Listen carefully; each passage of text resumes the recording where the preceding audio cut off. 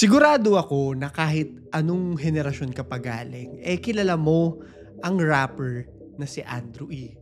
Marami siyang mga kanta na alam kong kabisado ninyong lahat. Nandiyan yung Banyo Queen na naging parte na ng buhay nating lahat. Sa kauna-unahang pagkakataon sa 34 years ng career niya, ay magkakaroon siya ng sarili niyang unang major concert. Pero dahil sa atensyon na makukuha niya, marami rin ang mga lalabas para questionin ang isa sa mga pinakasikat niyang kanta. Totoo nga kaya na ang nagpasikat sa kanya ay kopya lamang sa ibang kanta? Ang buong career ba ni Andrew E. ay nakatayo sa pundasyon na ninakaw lamang ito at hindi talaga siya ang gumawa? Disclaimer, alleged po ang mga akusasyong ito. Hindi ko sinasabi na totoo ito. Pero sisilipin natin itong mga aligasyon na to at ibibigay ko na sa inyo ang desisyon. Kayo na ang bahalang humusga kung sa tingin nyo ay plagiarist ang sikat na rapper. Humanap ka ng pangit. Ang kantang pag-uusapan natin ay yan, yung intro pa lang. Sure na sure ako na alam nyo na kung anong kantan to. In fact, marami masasabi ko na word by word, alam ko, nakabisado nyo to eh.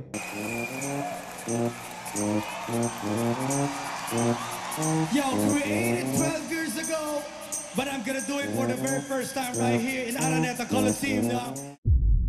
Sabi nila, noong 2018, nagkaroon ang ASAP ng tribute performance para kay Andrew E.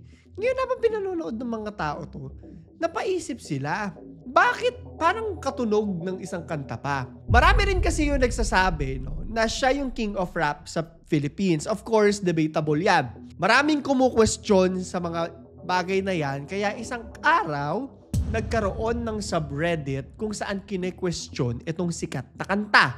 Sabi dito, "Today I learned Andrew E. stole the concept of humanap ka ng pangit from a 1988 song called Find an Ugly Woman." At nasabi ko, kasi this is the first time na nalalaman ko rin itong mga bagay na to, masasabi ko na, nako, title pa lang, parang gets ko sila kung ano yung pinaparatang nila. Wanna be happy for the rest of your life, man, find an ugly woman and make her your wife. But when an ugly girl leaves, she ain't nothing to lose. Similarities. Sa parting ito ng video, titignan natin yung mga nakita kong similaridad ng mga bagay na ito. Again, kayo na ang bahalang humusga kung sa tingin nyo ay kopya nga lang talaga ito. Number 1, yung konsepto. Title pa lang, parehas na parehas. Yung mensahe, parehas na parehas. Doon sa original na kanta na Find an Ugly Woman. Pangalawa, yung lyrics. Sa original ng Cash Money and Marvelous, ito yung umpisa ha. "If you wanna be happy for the rest of your life, find an ugly woman and make her your wife." Ayan. Try natin kung pwede nating i-play. Wanna be happy for the rest of your life, man, find an ugly woman and make her your wife. Kay Andrew E. ganito naman, "Kung gusto mong lumigaya ang iyong buhay, humanap ka ng pangit at ibigin mong tunay." Kung gusto mong lumigaya ang iyong buhay, iwanap ka ng pangit at ibigin mong tunay. Parehas na parehas talaga. Ngayon kung titignan mo yung mga lyrics, medyo may pagkakaiba lang. I think ang tamang term ay localized, para mas maging relatable sa Filipino masa. I think yun lang yung mga pinagkaiba. So gets na gets talaga kung bakit may mga akusasyon, kasi kayo na mismo tumingin, di ba? Parehas na parehas talaga yung mensahe. I could even say na by word yung pagkakatranslate ng mga ibang mga parte. Pangatlo, yung tunog. Debatable to ha, pero kung ikaw ang tatanungin, ako nakikita ko rin kasi na may similarities dun sa flow. And the way, na yung bang parang pagdulas ng mga salita sa dila. Parehas na parehas. For me ha. So, with all these being said, masasabi mo na ba na ang king of rap ay totoong king of plagiarism talaga? Pupuntahan natin ang panig mismo ni Andrew E. Hindi pwede na hindi natin malaman kung ano yung side niya dito. Ano yung reaction niya dito? Para mag-prepare at mag-promote sa concert niya, naging laman ng mga interview si Andrew E. Siyempre, ganun yan, di ba? Para mapag-usapan, para mas marami ang benta. Isa na dyan ang paglabas niya sa palabas na Fast Talk with Boy Abunda. It was November 18, 2024. Last week lang to as of the posting of this video. Hindi na nagdalawang isip si Tito Boy na itanong yung mainit na katanungan. Nag-umpisa muna siya na sabihin, alam mo yung kanta mo, huge monster hit. At totoo naman, nagkaroon pa to ng pelikula at marami talaga yung piniplay to sa mga radyo. Tinanong siya and I think binabutter up siya para sa big question. Ano yung inspirasyon mo dito? Saan mo nahanap or paano mo nahanap yung material mo dito? Ito yung sagot ni Andrew E. Malaking porsyento raw ng lipunan ang hindi nabigyan ng itsura at isa daw siya doon. Totoo naman, marami talagang nakaka-relate sa kantang to. Kaya nag-hit din siya. Kasi bago yan yung mga pangit ang bida sa kantang to. So marami talagang natuwa at nakarelate dyan. Sabi niya, yung inspirasyon ko na tinutukoy ko would be maniwala ka sa bit-bit mong talent at bit-bit mong kanta and later on, all the people that would be hearing it would come to you. Ayan, trinay niya yung relatability ng pagiging pangit. Dinerecho na siya ni Tito Boy tungkol doon sa alegasyon at binanggit ang Find an Ugly Woman na sinabing pinagbasihan nung kanta ni Andrew E. Ang sagot niya, yung accusation was not authentic daw. Hindi ako ina-accuse ng tao na kinopya ko yung kanta kasi hindi naman talaga sila yung nag-a-accuse. Why? Kasi yung nag-a-accuse, sila na kinopya ko yun, hindi mo in-accuse yung kanta na yun na kinopya rin. May bago siyang binanggit kinopya rin sa isang 1963 song. Sabi naman ni Boy Abunda, alam mo pinag-aralan ko to at sinabi niya na malayo yung tunog. Hindi talaga magkaparehas daw yung kanta. Yan yung sabi ni Boy Abunda.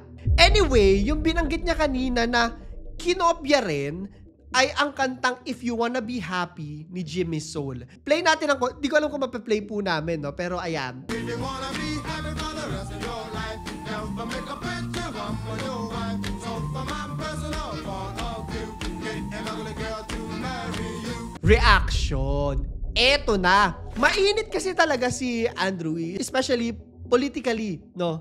Alam natin na siya yung nagpasikat kamakailan nung, tawag dito, nung bagong Pilipinas, bagong mukha. Nakatunog naman ng nung low, di ba? Shorty ka, low, low, low, low. Hindi ko alam kung doon po nagumpisa yung issue, pero after that, sunod-sunod na rin kasi yung mga akusasyon laban kay Andrew E. Pero hindi na natin pag-uusapan yon. Titignan muna natin yung reaksyon ng mga tao dito. Marami nagsasabi na wala naman daw mali dito.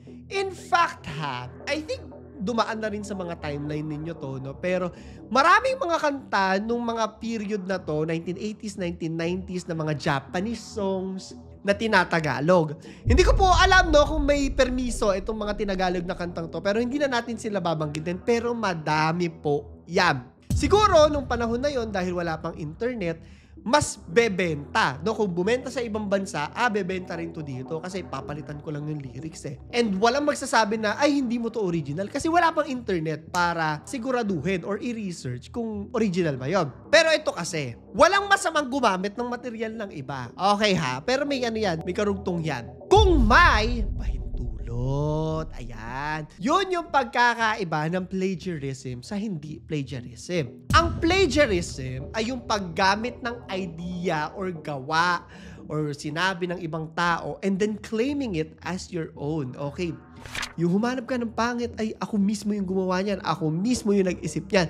Maraming mga ganito, di ba? Sinabi nila nung nagbabasa ako na wala daw pahintulot ang si Andrew E. doon sa kumanta na Cash Money. Again, wala pong mali. Meron kasing tinatawag na sampling. Ayan. Ito yung gumagamit ng isang parte ng kanta or isang buong kanta para gawing bagong kanta.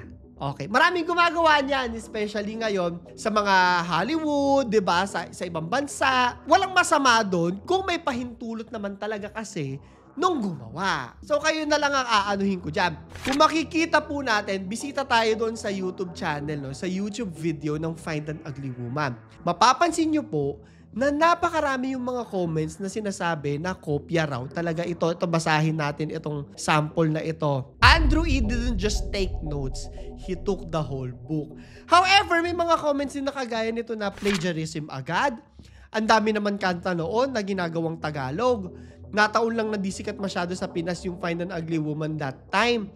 Uso nung 90s ang tinatagalog na English song at daming kantang tinatagalog ang naging hit. Bakit hindi daw nirereklamo? May sinagot naman dito, this is illegal po. Yung mga tinatagalog na kanta, may rights yon na dapat and the owner should be collecting royalties. Sa case nito, sinasabing walang consent si Andrew E. gamitin yung rights. So, importante kasi yun talaga. So, ito totoo naman kasi na sobrang sikat talaga nung kanta at sobrang sayang pakinggan ng mga rap ni Andrew E. I think miski ako nung elementary, kinakanta sa school to. Although bastos yung mga kanta ni Andrew E. talaga at hindi pambata, no? Kagaya na lang nung Banyo Queen, sa Silong ni Kaka, yung mga ganon. Kinakanta talaga ng mga bata. Yan. And marami sa atin, kinalakihan talaga itong mga to. Especially ako personally, na-enjoy ko si Andrew E. nung panahon ng Kuro-chan at Shin-chan. I think siya yung nagboses kay Shin-chan Dito niya rin finorm yung Salbakuta na kumanta ng Stupid Love. Si Andrew E. rin po yun. At totoo na malaki naman kasi talaga yung cultural impact ni Andrew E. Kaya, kayo na lang yung tatanungin ko.